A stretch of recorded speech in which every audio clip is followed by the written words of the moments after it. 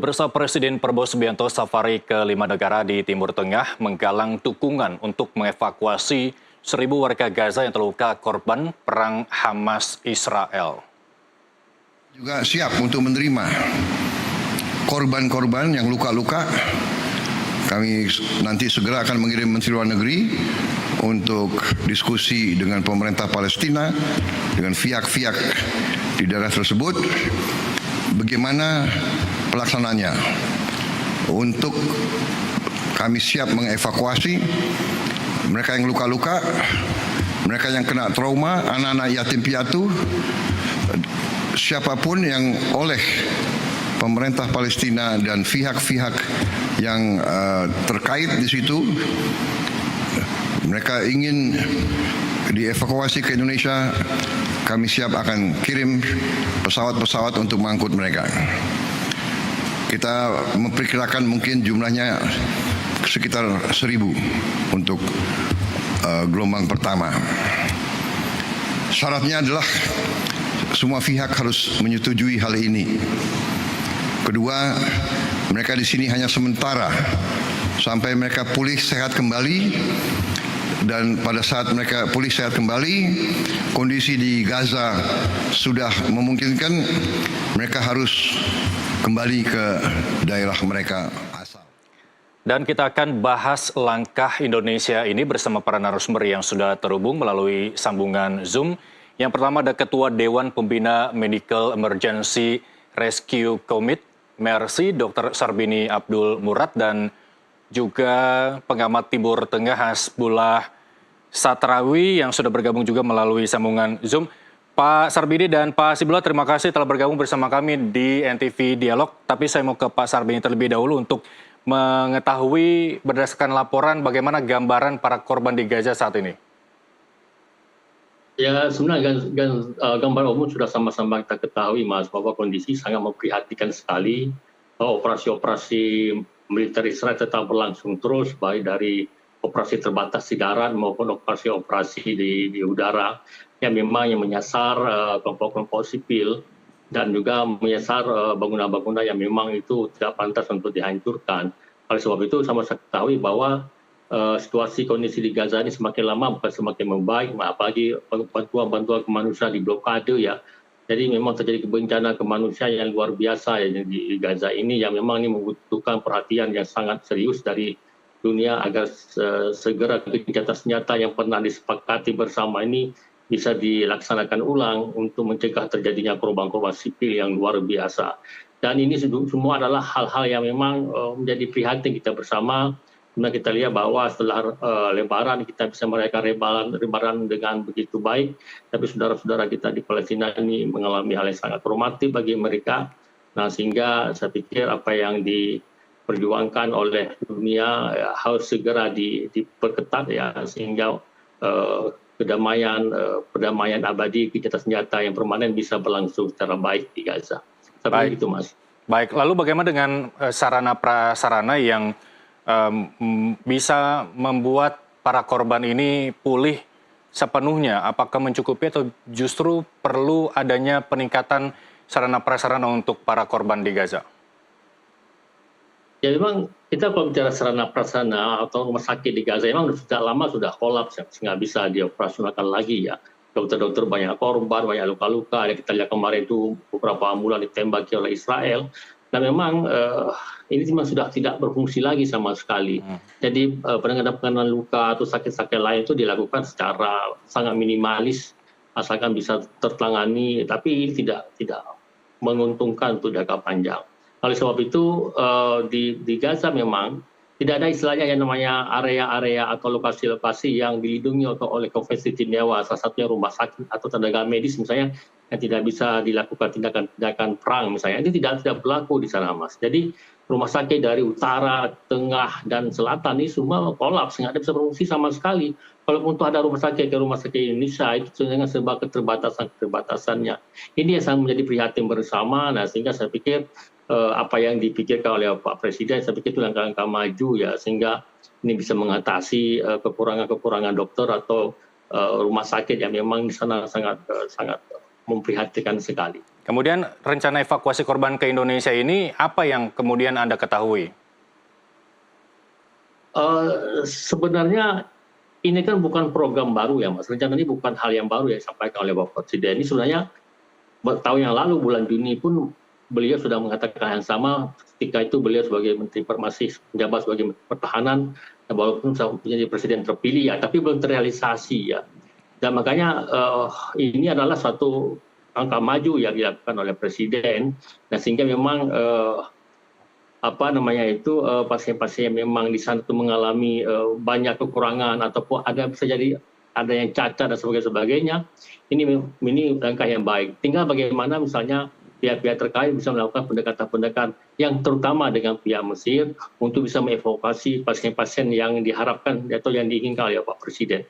Karena gini Mas, kita Malaysia itu sudah maju lebih cepat. Malaysia itu bisa mengevakuasi sekitar 42 orang pasien ke rumah sakit di Malaysia pada tahun yang lalu. Nah maka sebab itu saya pikir kita harus mengapresiasi lah apa yang diupayakan oleh Bapak Presiden. Tinggal bagaimana stakeholder di bawah itu bisa melaksanakan upaya-upaya ini dengan baik, karena kita sudah setahun ini udah tidak ada follow up-nya. Oleh sebab itu saya pikir Indonesia sangat pantas untuk bisa mengevakuasi itu dengan beberapa keunggulan kita. Baik, yang kemudian harus kita ketahui dari 1.000 yang dievakuasi ke Indonesia, baik perempuan atau laki-laki, anak-anak atau dewasa, hingga pemenuhannya perlu kita ketahui lebih lanjut. Tapi jangan dijawab dulu Pak Sarbini, saya mau ke Pak Hasibollah. Diinisiasi oleh Prabowo Subianto sejak lama sebagai bentuk peran aktif Indonesia sebagai negara non-blok dan negara muslim terbesar di dunia, yang kemudian apa yang dikhawatirkan dari wacana memindahkan korban sebanyak 1.000 ini ke Indonesia?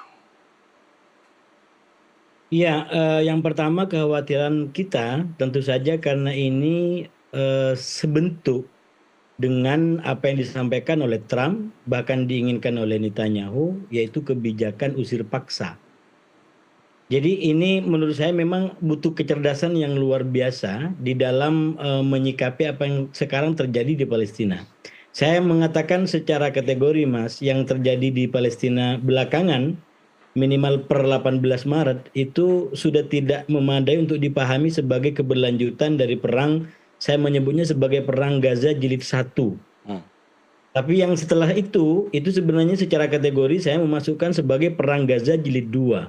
Apa bedanya Gaza 1 dengan Gaza 2? Di Gaza 2 ini ada tambahan perang, tujuan perang yang tidak terjadi di Gaza pertama. Yaitu apa? Adanya usir paksa. Kalau perang Gaza jilid 1 itu tujuannya hanya 3 disampaikan oleh otoritas Israel, yaitu membebaskan sandera, menghancurkan Hamas, dan membebaskan Palestina dari kelompok-kelompok ekstrim bahasa mereka. Itu di Gaza jilid 1, tapi Gaza jilid 2 sudah berubah menurut saya. Ada tambahan satu lagi, yaitu yang kita sebut sebagai upaya paksa atau usir paksa, yang itu diharapkan oleh Netanyahu dan mungkin terilhami oleh yang pernah disampaikan oleh Presiden Trump, bahwa mereka akan katakanlah mengambil alih Gaza dan mengungsikan warga Gaza keluar. Nah oleh karena itu tentu saja keinginan untuk membantu rakyat Gaza bagi Indonesia yang selalu mendukung Palestina itu tidak akan menjadi masalah. 1.000, 2.000 bahkan lebih banyak lagi, Pak Sarbini tadi udah telah sampaikan gitu. Cuman dalam situasi makar, dalam tanda kutip, tipu muslihat yang sekarang juga dimainkan oleh Netanyahu, maka mestinya ada langkah yang lebih cerdas, yang lebih strategis untuk memastikan bahwa yang kita bawa adalah sejernih-jernihnya air, bukan justru air yang bercampur dengan racun. Dan menurut saya untuk bisa memilah mana yang air yang jernih dan sudah bercampur dengan racun, itu harus ditambah 2 lagi dari yang disampaikan oleh Pak Presiden. Yang pertama disampaikan Pak Presiden syaratnya adalah atas persetujuan para pihak, dan yang kedua hanya sementara. Nah ini kategorinya masih umum menurut saya.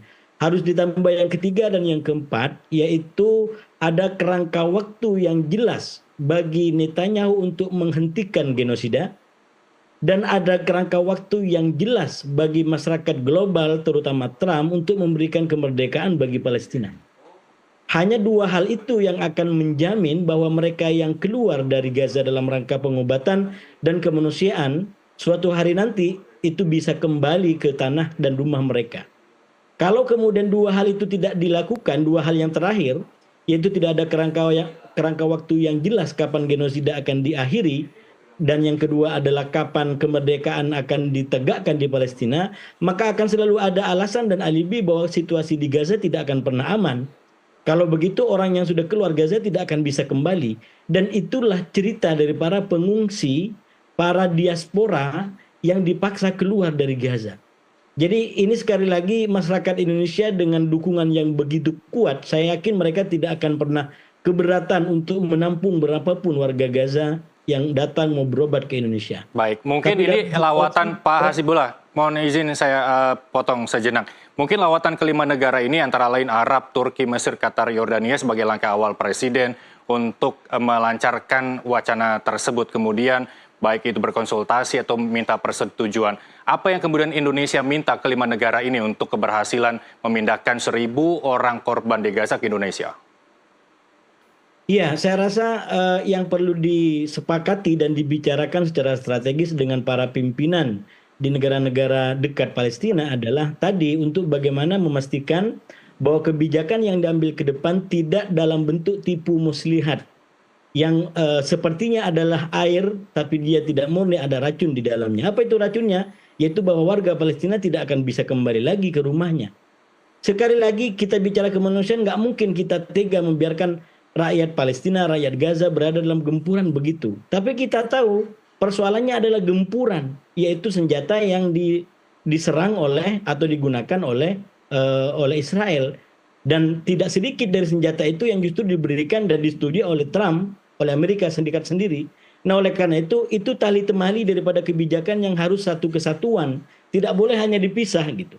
Nah, oleh karena itu menurut saya kunjungan ini sangat strategis ya, karena ini terkait dengan yang kita sebut sebagai negara-negara Arab baru, penguasa negara Arab baru pasca Arab Spring, di mana negara-negara Timur Tengah inilah, karena juga ada Turki yang sekarang secara de facto menjadi penentu berbagai macam kebijakan di Timur Tengah. Nah, oleh karena itu menurut saya negara-negara ini dengan Pak Prabowo harus betul-betul merumuskan dan menyepakati bagaimana konflik ini bisa menuju akhir secara final. Tidak justru menjadi akhir sementara yang inti persoalannya tidak disentuh, yaitu persoalan penjajahan, persoalan genosida. Dan menurut saya kalau itu nggak ditutup genosidanya, walaupun 1.000 diambil akan ada 1.000 lagi yang terluka. Baik. Karena tadi senjatanya nggak pernah diselesaikan, perangnya nggak pernah diakhiri. Jadi harus ada keberanian untuk bagaimana juga bisa menjangkau Israel, menjangkau Amerika agar mulai mengambil kebijakan yang tegas. Nah, ini kan sebenarnya momentumnya sekarang momentum yang pas menurut saya ya. Kita tahu bahwa Netanyahu juga sedang bertemu dengan Trump di Amerika, dan saya yakin juga bagian daripada persoalan-persoalan ini selain soal tarif. Nah, ini juga ada soal tarif, ini juga terkait nanti itu. Baik. Karena masing-masing negara ini sekarang berkepentingan dengan persoalan tarif itu. Jadi justru ini harus menjadi alat tekan, alat untuk bagaimana Palestina bisa mewujudkan dan mencapai cita-citanya untuk menjadi negara yang merdeka. Baik, berarti yang perlu dikaji adalah kata sementara memindahkan 1.000 orang korban Gaza ke Indonesia. Benar. Karena khawatirnya sementara itu akan mengulang kisah ketika Indonesia menerima pengungsi dari Afghanistan dari korban Taliban yang hingga saat ini mungkin saja nasibnya belum jelas di Indonesia, apakah akan menetap di Indonesia atau kembali dipindahkan ke Afghanistan.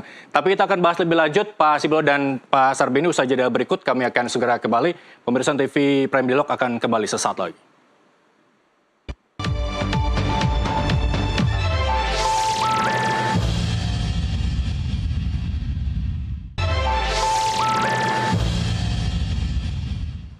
Anda kembali bersama kami di NTV Prime Dialog, masih bersama Pak Sarbini dan juga Pak Hasibullah. Kita bicara soal wacana Presiden Prabowo memindahkan 1.000 korban Gaza ke Indonesia.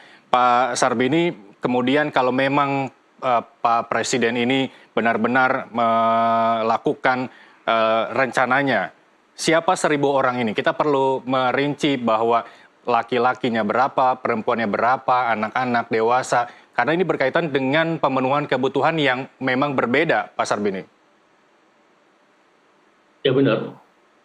Kita melihat bahwa pemerintah telah menyiapkan beberapa rumah sakit. Salah satu rumah sakit paling besar Sudirman, Yang pastinya orang-orang yang akan di-refer atau dievakuasi ke Indonesia itu adalah tergantung dengan kategori yang lukanya, sakitnya, derajat lukanya dan sebagainya. Tapi bukan harus dibatasi, saya pikir nggak dibatasi dengan jenis kelaminnya ya atau usianya. Tapi memang yang urgen sebanyak 1.000 orang. Karena saya yakin bahwa itu yang luka-luka itu nggak 1.000 orang, itu bisa puluhan ribu orang. Kita tahu bahwa yang luka-luka itu bisa sekitar 100-an ribu yang korban ya. Ini yang diambil 1.000 adalah yang orang yang sangat urgen sekali dan di mana memang prasarana kesehatan yang tidak bisa memungkinkan di Gaza dan juga tidak memungkinkan di Mesir. Atau bisa jadi Mesir sudah sangat jenuh dengan jumlah pasien yang begitu banyak yang dievakuasi dari Gaza. Saya pikir ada satu perhatian lah saya pikir dari pemerintah Indonesia, walaupun yang luka itu sampai puluhan ribu orang, tapi dengan mengambil 1.000 orang dibandingkan dengan puluhan ribu orang ini kan nggak sebanding sebenarnya. Tapi saya pikirnya bentuk daripada kepedulian, perhatian yang bisa dilakukan oleh pemerintah Indonesia terhadap warga Gaza yang pada hari ini memang mereka sangat mendesak untuk bisa dilakukan penanganan lebih lanjut.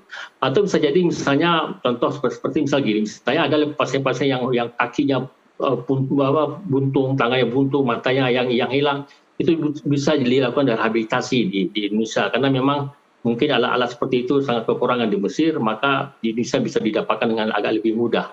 Dan saya pikir dalam konteks ini memang kita tidak mengkategorikan jenis kelaminnya, tapi memang urgensinya yang memang sangat dibutuhkan dan sangat mendesak untuk dilakukan penanganan segera mungkin. Baik. Tapi harus diingat Mas bahwa ini tidak akan terjadi proses ini karena ini proses lama yang hari ini dibicarakan ulang ya yang kedua kali. Saya pikir memang harus ada langkah cepat yang dilakukan oleh pihak Kementerian Luar Negeri untuk bisa melakukan pendekatan atau kategorisasi orang-orang yang memang sangat dibutuhkan, yang sangat urgen untuk segera dievakuasi. Ini perang sudah berlangsung 1,5 tahun. Kalau pemerintah minta data itu, Mercy bisa memberikan siapa yang paling dibutuhkan untuk segera dievakuasi dari Gaza ke Indonesia? Tapi saya begini Mas, ini enggak dari Gazanya ya, karena nanti pemerintah Indonesia akan bernegosiasi dengan pihak yang terdekat, biasa dengan pihak Yordan atau pihak Mesir. Jadi ada pasien-pasien yang memang dari Gaza itu dievakuasi ke Mesir atau sebagai dievakuasi ke Yordan, dan di sinilah mungkin ada kategorisasi atau pengelompokan orang yang memang dibicarakan dengan pihak rumah sakit atau Kementerian Kesehatan negara tersebut. Saya pikir Mercy dalam konteks tidak mempunyai data yang detail ya untuk membicarakan hal ini. Memang di pihak Kementerian Kesehatan yang di Mesir atau di Yordan yang memang orang-orang itu yang memang membutuhkan, memang penting untuk dievakuasi ke Indonesia. Maka saya pikir nanti secara teknis mungkin Kementerian Luar Negeri akan mencoba untuk melakukan pendekatan ke sana Mas dengan Kementerian Kesehatan di Yordan atau memang dengan pihak Mesir. Baik. Pak Sibola, Indonesia punya pengalaman yang bisa dikatakan belum sempurna dalam menjadi negara tujuan pengungsi dari negara-negara yang berkonflik. Lalu bagaimana kemudian Indonesia berkaca dari masa lalu terhadap rencana pemindahan 1.000 korban ke Indonesia itu? Ya, saya rasa memang harus ada gagasan yang utuh, yang holistik dan menyeluruh. Dari aksi yang mau kita lakukan, katakanlah mau mengambil 1.000 dari warga Gaza yang menjadi korban. Yang saya bilang tadi bahwa gagasan ini tidak sendiri, ini berkaitan dengan hal-hal lain yang mungkin justru sengaja didorong oleh Israel dan juga oleh Amerika untuk mewujudkan apa yang mereka sebut sebagai upaya usir paksa warga Gaza. Dan tentu saja memang itu juga kepentingan kita sendiri di sini, itu harus menjadi sebuah catatan tersendiri karena walau bagaimanapun tantangannya, ini tantangan dari banyak negara. Kenapa akhirnya soal pengungsi itu menjadi rumit? Karena pengungsi itu di akhir waktunya itu menjadi kayak semacam tambahan persoalan bagi negara-negara yang melakukan penampungan itu. Katakan warga Palestina yang ada di Libanon bertahun-tahun itu juga menjadi dalam tanda kutip persoalan karena orang hidup kan ya memang ada soal dalam kehidupan itu akan selalu ikut serta persoalannya gitu. Nah oleh karena itu memang harus ada holistik dan menyeluruh. Walaupun pada waktu bersamaan kebutuhan yang disampaikan Pak Sarbini tadi untuk segera menalangi mereka, menolong mereka yang membutuhkan, mereka yang terluka, mereka yang sakit, itu harus juga dikedepankan. Tapi sekali lagi, ini memang butuh kecepatan ya untuk di satu sisi kita cepat dan tanggap untuk mengambil tindakan-tindakan yang dibutuhkan, tapi pada waktu yang bersamaan kita juga bisa melakukan proteksi terhadap hal-hal yang bisa menjadi problem di kemudian hari. Baik itu persoalan terkait dengan warga Palestina sendiri di negaranya, katakanlah tiba-tiba nggak boleh balik, atau mungkin potensi persoalan yang itu bisa muncul di negara kita. Soal bagaimana katakanlah berdampingan dengan masyarakat yang juga kita bukan tidak memiliki masalah. Ya. Sebagai sebuah negara kita juga masih banyak masalah, dan sekali lagi Baik. itu menjadi sebuah catatan yang harus dibaca, diperhatikan pada waktu yang bersamaan oleh Bapak Presiden beserta segenap para menteri terkait dengan ini. Baik, waktu kita terbatas, tapi saya mau ke Pak Hasibullah terkait dengan bagaimana optimis Anda terkait catatan-catatan yang Anda berikan, rencana bahwa 1.000 warga Gaza akan dipindahkan ke Indonesia, di samping banyak juga warga Indonesia yang masih perlu perhatian lebih pemerintah. Saya yakin kalau saya atau Pak Sarbini, Pak Hasibullah. Mas? Ya, saya yakin kalau hanya tujuannya adalah mengobati yang 1.000 itu tidak akan terlalu masalah ya. Karena saya yakin Palestina sendiri, Gaza sendiri butuh itu. Dan mungkin malah Mesir sendiri itu akan buka itu kalau mereka mau. Kan mereka tidak mau kalau terlalu banyak ke tanahnya mereka sendiri. Tapi kalau ke Indonesia, ya saya yakin itu tidak akan banyak yang menghalangi. Apa kira-kira yang bisa menghalangi mereka? Itu agak kecil kemungkinannya. Baik. Cuman sekali lagi yang menjadi persoalan adalah kalau setelah diambil lalu kemudian potensi persoalannya nggak kita baca. Terutama kalau bagi Palestina mereka bisa kembali. Nah itu yang menjadi menjadi dagdikduk kalau bagi kita yang mengikuti kebijakan ini. Yang disebut Nakba dulu juga sama begitu. Orang tiba-tiba dipaksa untuk keluar dan setelah itu mau balik bisa lagi. Kita akan pantau bersama rencana ini. Semoga memang apa yang direncanakan berjalan dengan baik tanpa mengurangi kebutuhan-kebutuhan yang memang warga Indonesia ini masih butuhkan atas perhatian pemerintah. Terima kasih Pak Sarbini Abdul Murad dan juga Pak Hasibullah Satroy telah bergabung bersama kami di NTV Prime Dialog. Pemirsa, NTV Prime akan kembali usai jeda berikut. Tetaplah bersama kami.